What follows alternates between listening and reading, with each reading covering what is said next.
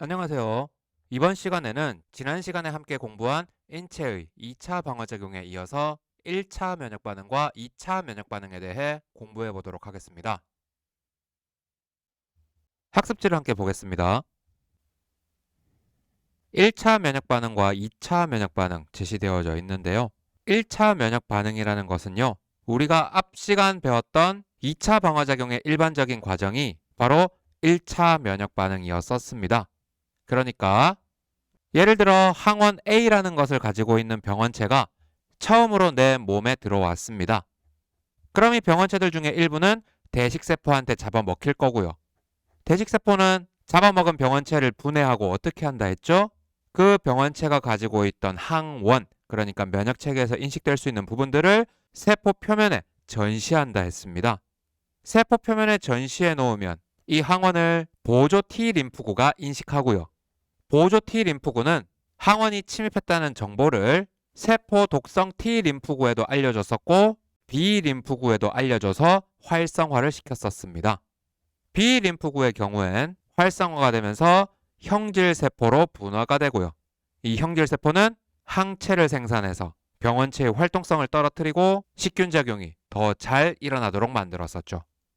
이와 같이 처음으로 경험한 병원체에 대해서 일어나는 2차 방어작용을 1차 면역반응이라고 합니다.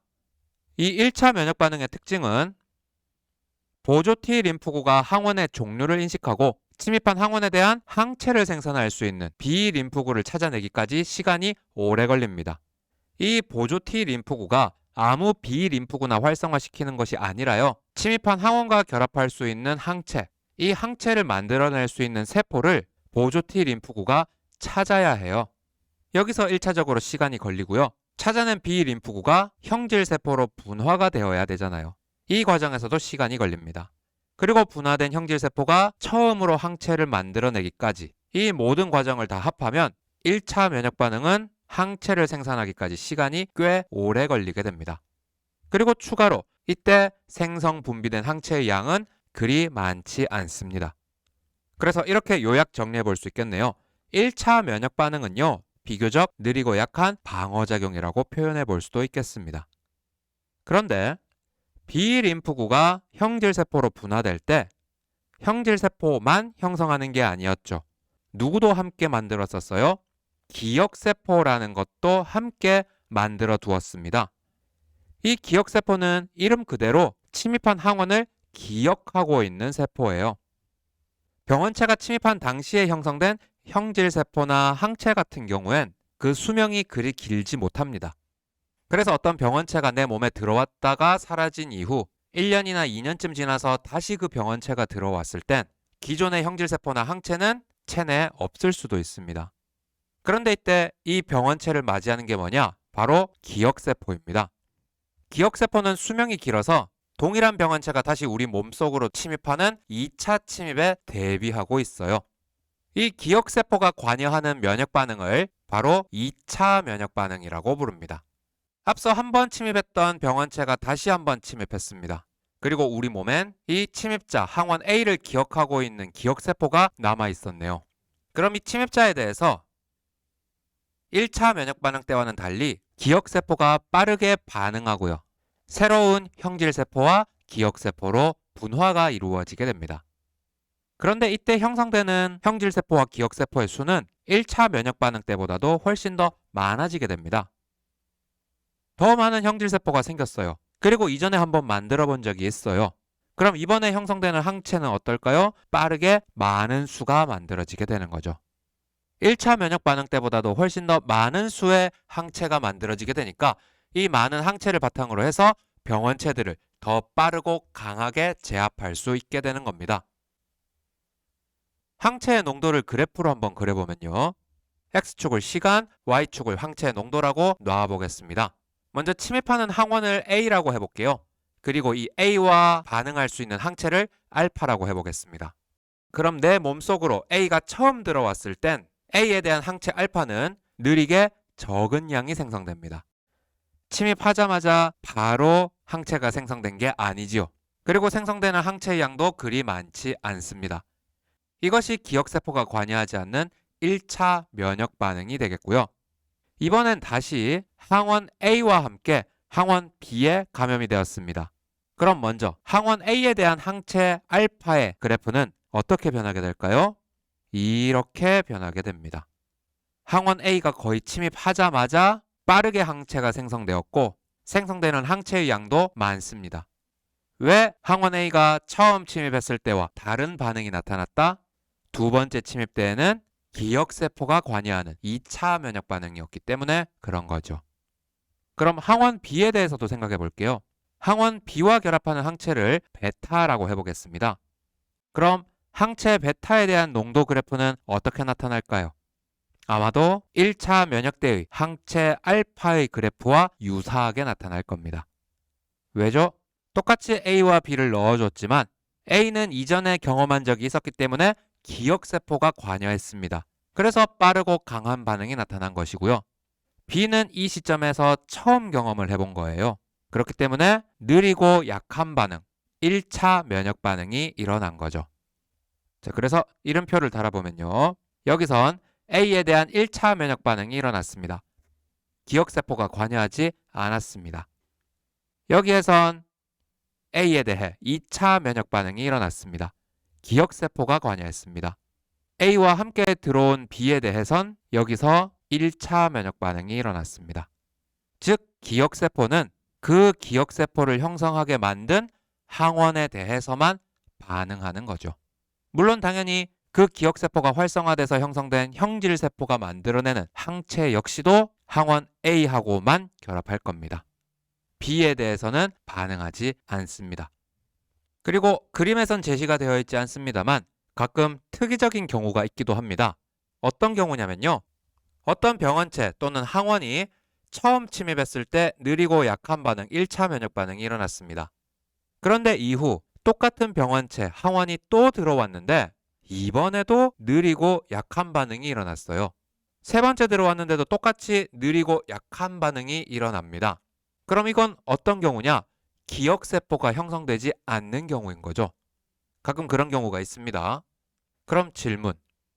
기억세포가 형성되지 않을 때 이전에 경험했던 병원체가 한 번 더 들어왔습니다. 그럼 이때 일어나는 면역 반응은 1차 면역 반응일까요? 2차 면역 반응일까요? 두 번째로 들어온 거니까 2차? 아닙니다. 어떤 것을 2차 면역 반응이라고 한다 했죠?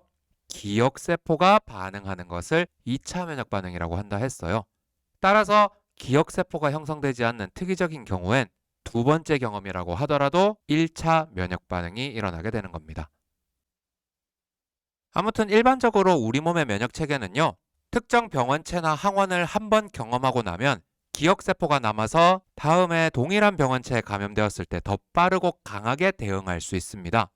이러한 원리를 이용해서 인위적으로 우리 몸에서 1차 면역 반응이 일어나도록 하고 기억세포를 만들어서 실제 병원체가 들어왔을 때 이 병원체에 대응할 수 있는 능력을 키우도록 하는 것이 바로 예방접종, 백신이 되겠습니다. 그런데 이 기억세포라고 하는 것은 아무하고나 반응하는 것이 아니죠. 특정 항원에 대해서 만들어진 기억세포는 특정 항원에 대해서만 2차 면역을 일으킬 수 있습니다.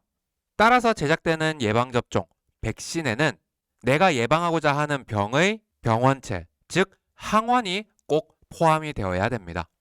인위적으로 주입한 항원을 통해서 내 몸속에 기억세포가 만들어지면요. 실제 병원체가 내 몸속으로 들어오는 건 처음이라고 하더라도 1차 면역 반응이 일어나는 것이 아니라 2차 면역 반응이 일어나면서 빠르게 침입자를 무력화하고 병이 나을 수 있도록 합니다. 따라서 백신, 예방접종의 역할은 뭔가요? 치료제인가요? 아니죠. 이름 그대로 예방의 역할인 거죠. 가끔씩 어떤 영화를 보면 전염병을 치료하기 위해서 혹은 좀비 바이러스를 치료하기 위해서 백신을 찾으러 다니는 경우가 있는데 이건 잘못된 내용입니다. 백신은 치료제가 아닌 예방 효과를 갖습니다. 일반적으로 백신 제작에 사용되는 물질은요. 병원체의 항원 일부분만을 포함하기도 하고요. 혹은 병을 일으킬 능력을 제거한 온전한 형태의 병원체가 사용되기도 합니다. 아마 여러분들이 어렸을 때 다양한 예방주사를 맞았을 건데요. 여러분이 예방주사를 맞을 때 부모님들이 고민하셨을 게 뭐냐? 흔히 생백신, 사백신이라고 부르는 백신의 종류가 있었습니다. 생백신은 바이러스가 온전한 형태로 들어있는 것이고요. 이 경우엔 병을 예방할 수 있는 능력이 좀 더 좋다고 합니다. 당연히 병을 일으킬 수 있는 능력은 없애놓은 상태입니다. 사백신은 이름 그대로 죽은 백신이란 얘기죠. 엄밀히 말하자면 바이러스나 이런 것들은 죽었다 살아있다 라고 표현하기는 좀 힘들지만 암튼 바이러스의 일부분 항원들만을 모아놓은 것이 사백신입니다. 일반적으로 이 경우가 예방접종비가 좀 더 싸요. 어쨌거나 둘 다의 공통점은 실제 병원체가 침입했을 때 그 병원체를 인식할 수 있도록 하는 항원을 포함하고 있다라는 점입니다. 그리고 덤으로 독감 예방접종 시의 주의사항 조금 살펴볼게요.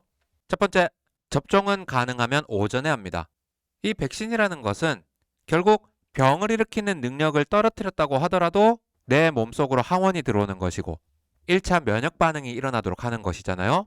따라서 증상이 약하다곤 하더라도 인위적으로 감염을 일으키는 것이기 때문에 몸이 약한 사람이나 체질에 따라선 열이 나거나 아플 수도 있습니다. 만약 그렇다면 오전에 접종을 했다면 오후에 열이 날 때 병원에 가서 해열제 등을 처방받을 수가 있잖아요. 그런데 오후에 가서 접종하고 밤에 열이 난다? 그럼 병원을 가기가 좀 힘들어지니까 그래서 오전에 접종하는 것이 좋다고 하는 겁니다.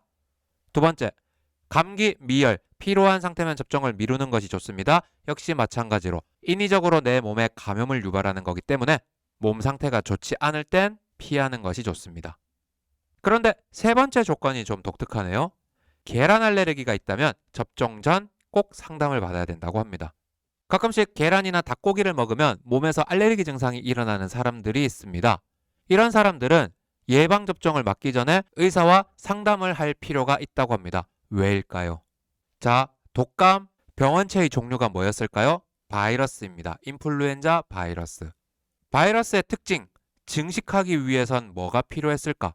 스스로 증식할 수가 없기 때문에 숙주 세포가 필요했습니다.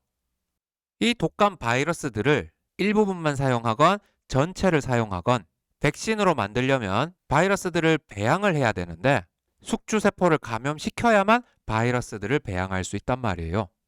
그런데 우리 인간의 몸에 대량으로 바이러스를 배양할 수 있다 없다? 안 되죠. 큰일 납니다.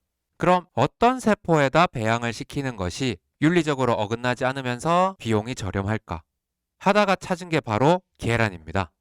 이 계란에 바이러스를 감염시키고 증식시키는 거예요. 그 다음 바이러스를 얻어서 백신 제작에 사용하는 거죠. 그런데 이때 만들어진 바이러스들은 숙주, 그러니까 계란이 가지고 있던 닭의 유전자 일부를 포함하고 있을 수 있습니다. 이 때문에 계란에서 배양한 바이러스로 만들어진 백신을 맞은 사람이 계란이나 닭고기에 대한 알레르기가 있었다면 계란을 먹지 않았음에도 백신 주사만으로도 알레르기 반응이 일어날 수 있는 거죠. 지금까지 1차 면역 반응과 2차 면역 반응, 그리고 백신에 대해서 함께 공부해 보았습니다. 이번 시간은 여기까지 하도록 하겠습니다. 감사합니다.